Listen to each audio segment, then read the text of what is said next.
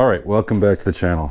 All right, I wasn't gonna make a video about this, but sitting on the throne the other day, flipping through your trusty old Summit magazine and everything like that, and I start looking at prices and stuff, just, you know, what we all do, car guys do. And I wanted to show you LT1, or this is mainly geared for you LT1 guys, but this can apply for any of that has a clutch system similar to this. Now, what's unique about the LT1s is that the pressure plate is a pull style instead of a push style, and their unique flywheel also that corresponds to that. So you are limited to the type of clutches you could put on LT1's style motor. Now, also is that this is more geared towards, if you're a heavy duty racer, then this is not for you. But for years and years and years, I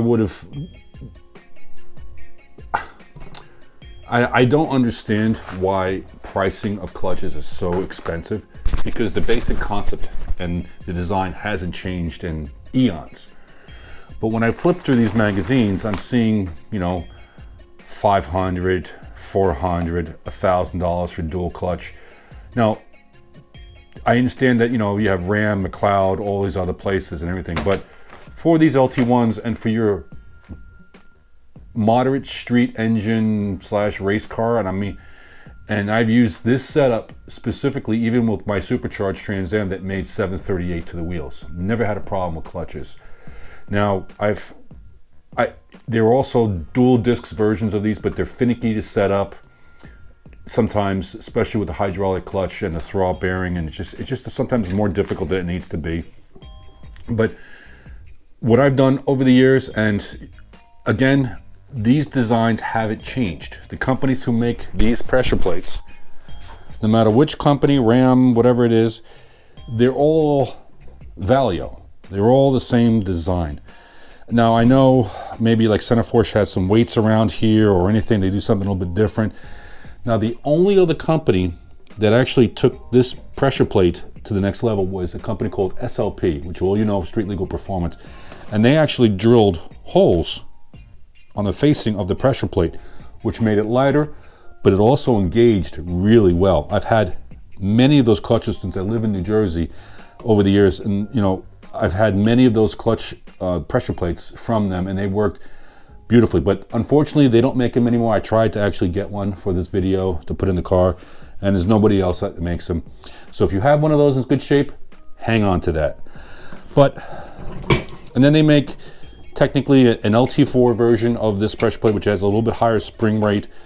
But most of the designs that you see are going to be the LT4 style pressure plate. I don't know if it's the same pressure or anything like that, but it's all going to be about the same.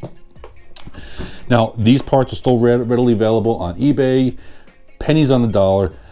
And what I do, and instead of spending $500 for a clutch, you can actually take stock components like this, and all you do is two things to make it more reliable.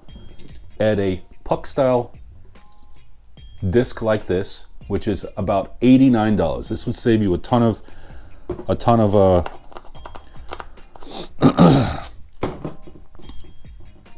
money versus your stock style clutch like so. Now, even with the moderate horsepower with just cam and headers for a stock V8, these clutches are not very good. You can see by the burnt marks.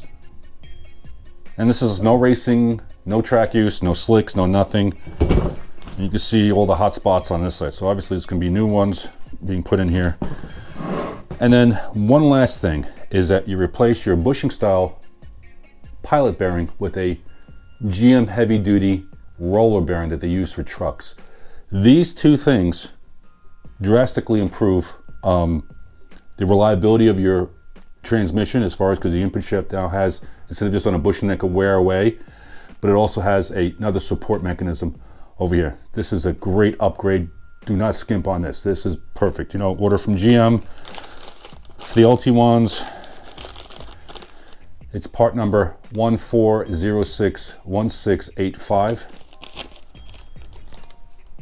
Just a standard GM It fits into the crank snout. And I'll go into all of that when I install everything. But yeah, this is for $89. It's gonna be a short video. This is the thing to go. I think this is from eBay, Clutch Master or something like that. They sell everything together. I think you can get the whole setup for like 300 bucks. Flywheel, pressure plate, everything. I'll post the links in there or where you can buy them from. But you know, just go to Amazon, any of the places, look for a puck style disc. Now, let's get into the cons of this particular type of disc. They also sell the round versions of these with a ceramic or a a combination of materials. I found those are very finicky to set up, and once they get heat in them or anything like that, they don't work as well. But that's just your choice of everything. Now, the drawback to something like this is that obviously you can see the inner spring difference of the absorption of the clutch discs when engaging the transmission.